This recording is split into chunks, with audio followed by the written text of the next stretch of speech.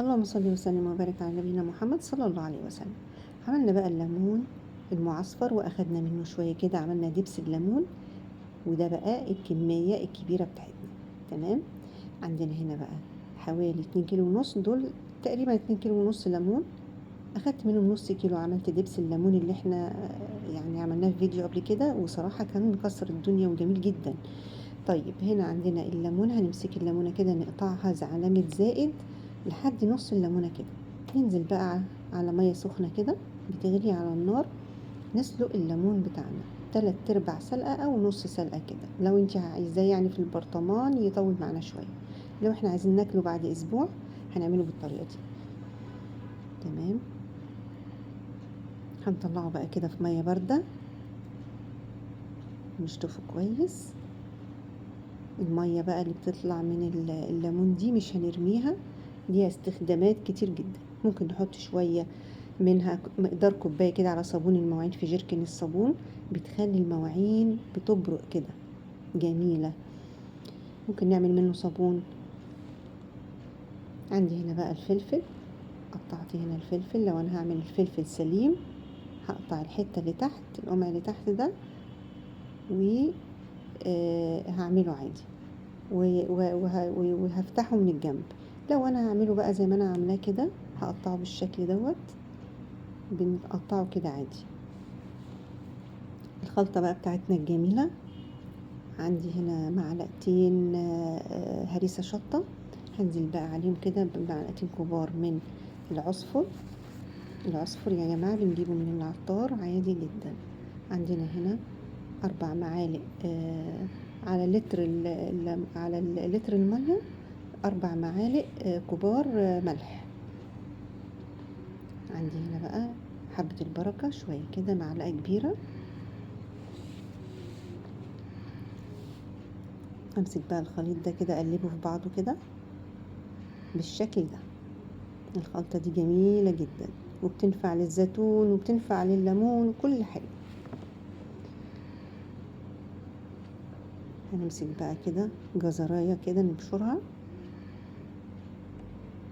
بتخلي الخلطة جميلة جدا، وكمان في البطرمان كده بيبقى شكلها حلو، وبتتاكل عادي يعني مع الليمون. هنبدأ كده نحشي الليمون بالشكل دوت، ونرص في البرطمان من تحت. بنخلي قاعدة الليمونة اللي مش مفتوحة بنخليها تحت، والفتحة دي بنخليها من فوق، وبنرص كله بقى بالشكل دوت.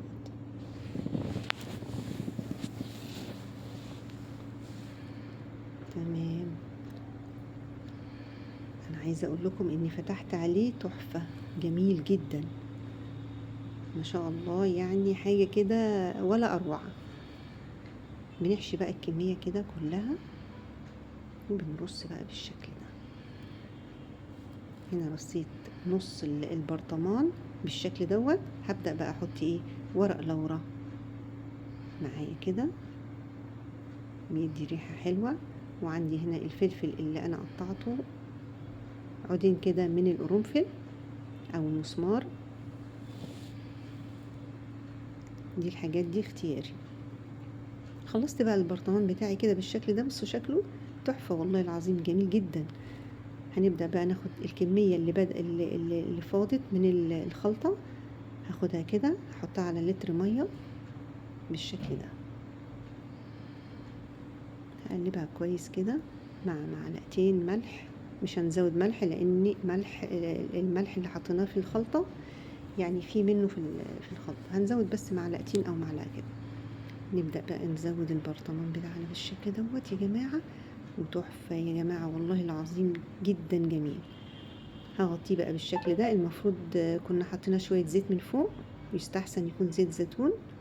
انا بعد التصوير عملت حطيت شوية زيت وقفلته تاني. تمام. نستنى بقى كده عليه اسبوع وناكله كده بالهنا والشفا. عدى اسبوع فتحنا عليه، شايفين؟ لو استنينا عليه كمان هيبقى يعني طري كده، وهيبقى اجمل كمان من كده. هو كده يعني مستوي، بس ايه يعني نص سوا، اللي هو ممكن يقعد شهرين كمان عادي. شايفين؟ روعة. جميل يا جماعة، بالهنا والشفا.